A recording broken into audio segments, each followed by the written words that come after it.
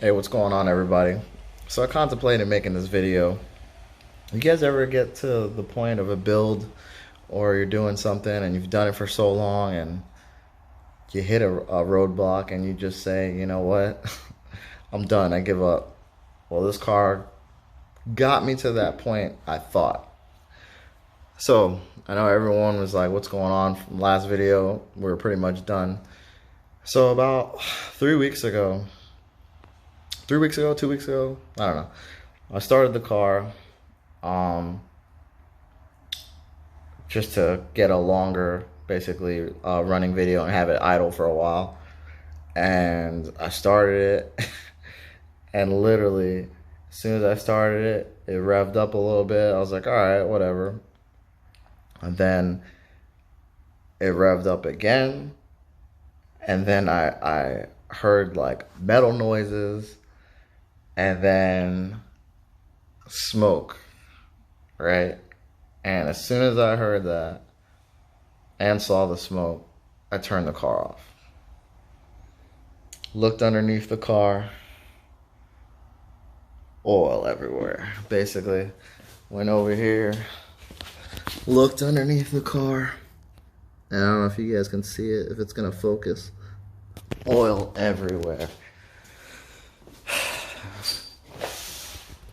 So for my guys that know the S65 and the 85 engine, you already know what that is. So I disconnected the battery and I literally just walked out. I walked out, closed the garage. I told myself I'm not messing with that car anymore. You know what? I'm just gonna put it in storage, and one day when I get over it, I'll finish it. You know, I'll get another motor and whatever, right? So, oh, and ignore the filter on there. I just like the way it looked. I got the charge piping off. So yeah. So I did that. And then I said, you know what? I'm going to start working on the Infinity. I had the Infinity ripped apart over there. Hopefully this week the new engine for that will come. But anyway, this is not about that. This is about this bad boy. So yeah, so I said I'm not messing with this thing. You know, I was gonna freaking put the hood on it, put it in storage, and call it a day. And whenever anybody referenced this car, I was just gonna ignore them, right? So I called my dad about it. I was like, hey, I think I blew the motor on the M. He's like, get the fuck out of here, right? My dad's old timer. He used to race cars, built motors, ground up, all that shit, right? So he's like, well, did you jack it up and look underneath it? I was like, honestly, I closed the garage door and I walked away.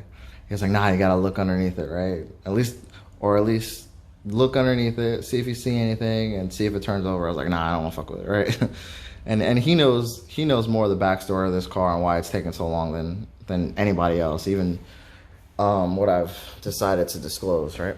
So, fast forward, I talked to my buddy about it and whatnot. So, he said the same thing, and I didn't want to hear anybody's opinion, right? So, every time I'd come in here, I wouldn't mess with that, I'd mess with the other car.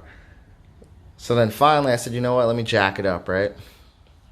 So I jacked the car up, and I didn't see a hole in the block, right? Because I figured, you know, S65, you know, let's not jinx it, but rod bearings, right? And as you guys have been following my videos, you guys know that I have my rod bearings scheduled. Just a shop that I'm going to, because of my schedule and their schedule, my rod bearing service isn't going to get done for a while, we'll say that, right? And they're actually like a BMW only shop. It's not like a generic shop, because there's issues with other guys going to generic shops and they over torque the bolts and all the other issues, and then that'll cause your motor to overspin. But anyway, that's not what we're talking about. So anyway, so jack the car up, no hole, right? My dumbass sees my V-band clamp from my wastegate. I was like, okay, that could have been the metal noise. It could have fucking the vibration, and it dropped because it wasn't freaking secured. So I'm like, okay, I don't see a hole, but there's all this oil everywhere, right? My dumb ass again. It's like, shit, let me look on the other side of the car. My oil return line, my dumb ass, it was hooked up, but it wasn't tightened. So I was like, fuck. I was like, man, maybe we're good to go here, you know? Maybe God threw me a bone. So I drained the oil. I changed the oil out. I checked all the connect. I checked everything, right? Connectors, this, that, and the other, because I still had the issue of it revving up, right? So I'm like, all right. So then I started the car, and then I'm gonna cut to that video now.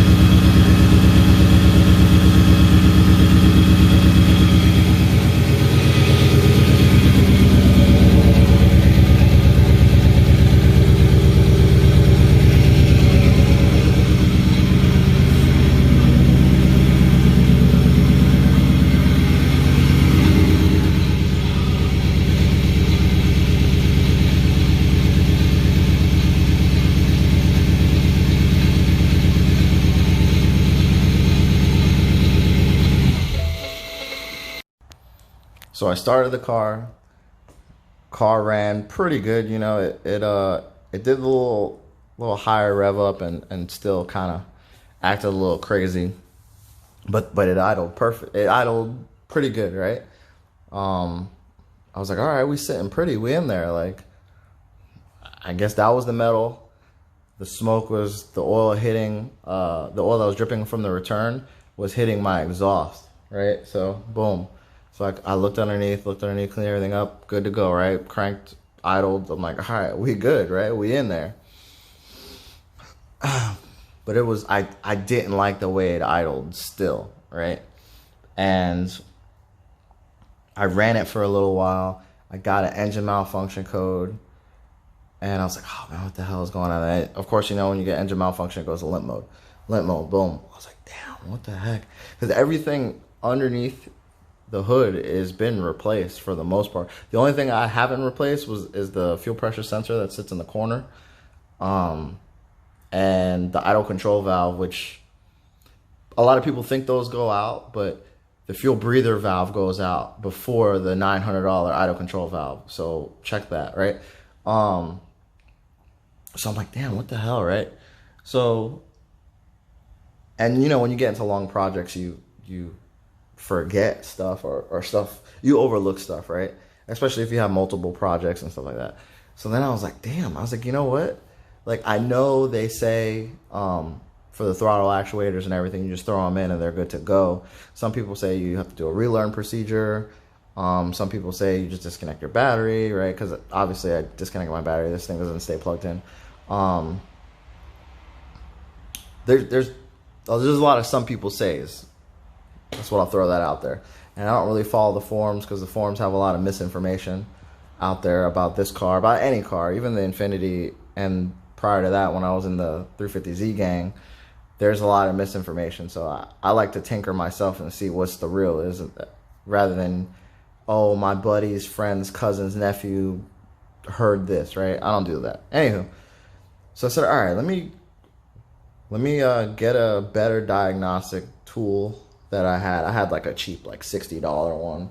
It's laying around somewhere. But then I actually I upgraded, right, to Harbor Freight has one that's like $180, close to $200.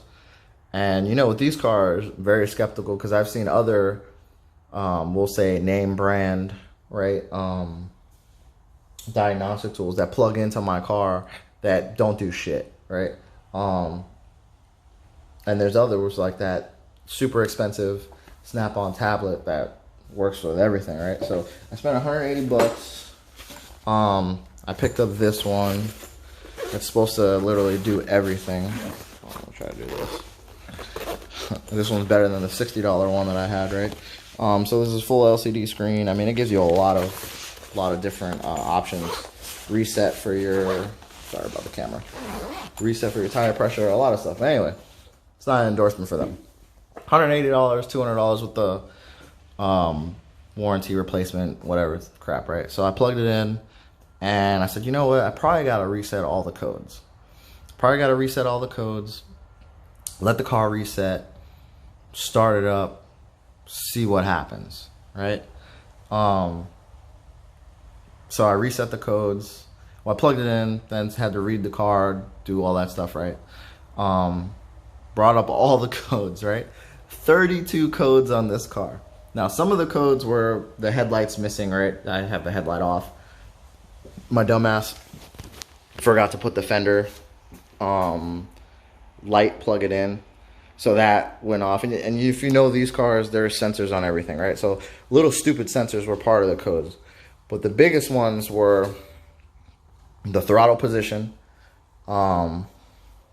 codes, which is usually for the throttle actuators. So that would explain that high, you know, revving and the mismatching and all that stuff. And obviously I had a cat code in here because there's no cats in the car, right? It's literally headers to the turbo.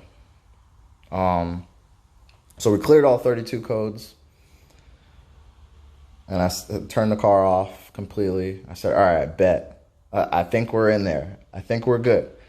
We started her up, and perfect, like perfect. Even the video before, the sound was a little off, I felt like, but it was perfect. I'm pretty happy. Yeah, perfect. I wanted to cry again. I cried before when I thought I blew it up, right? The only thing that sucks is the stupid, well, scavenge pump is so loud, so you'll hear like a loud screech, but whatever. Anywho, let's cut to the second video after the code clear.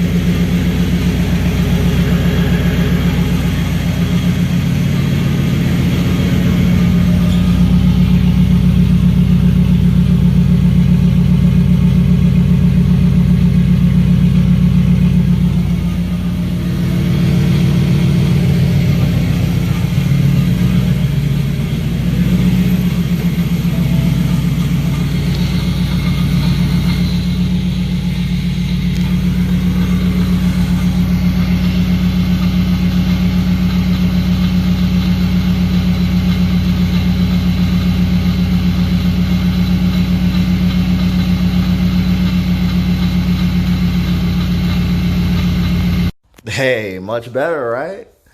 So that's done. I'm not trying to get long-winded because somebody was complaining before. Your video was too long, the truth behind the build, or one of them videos. Anywho, idle's good to go. Everything is clear on the car. Like before, we're just waiting to get the bearings done. I don't want to do it myself in this small one-car garage with parts everywhere, and I just would rather have a lift. I know people have done it on jack stands. I just don't want to do it. I've done everything else. I'll let a shop do it, all right? So if anybody's wondering, my rod bearing service is going to cost me $1,600. I try to be as transparent as I can on my little channel, right? Like I said, there's a lot of misinformation. So I try to tell you, where you can buy stuff, where you can cut costs, because, I'm not rich. So anyway, $1,600 rod bearings. That's basically adding the oil change into the 1,600. Well, the 1,600 is part of it. They're going to do the oil change, liquid moly, right? And they're going to do my motor mounts. Now, it's that low because I'm giving them all the parts. So I'm giving them the ACL bearings, the BE bolts, which is BE ARP. I don't know how they got that scam. It's basically the same bolt. All the gaskets I supplied, because it's a lot easier sourcing your own parts. And then the motor mounts. So yeah, so $1,600. They get it. It gets done in a day, and then I pick up my car, and yeah, I mean, after that, it's tune time, really. Yeah. And then everybody will be pissed off because they said it could never happen. Unfortunately, bearings aren't getting done as soon as I liked, and I'm sure as soon as everyone liked, because everyone wants everything to happen tomorrow, right? So from then until the bearings get done, I'll tinker with this, but not so much. It'll be the Infinity. We'll get Love. She'll get her bigger turbos. And for the Infinity guys, like the 3 guys that follow my channel that like Infinity stuff, I'm going to show you bigger turbos on that. I'm going to show you direct port meth injection on that. I'm going to show you turbos that are not pure and not RT. So I'm going to show you custom mounted, custom made oil cooler for that, because ours is tiny, right? And there's already overheating and heat soak issues with that, right? And I'm going to show you, what am I going to show you guys? Some little custom stuff on that, custom charge pipes on that, custom 3-inch intakes on that, and just little things to make it different than everybody else's. If you're listening till now, thanks. Like, follow, subscribe, all that good jazz. I'm on Instagram, JetBlackM3. I'm just trying to get better for you guys. Have a great day.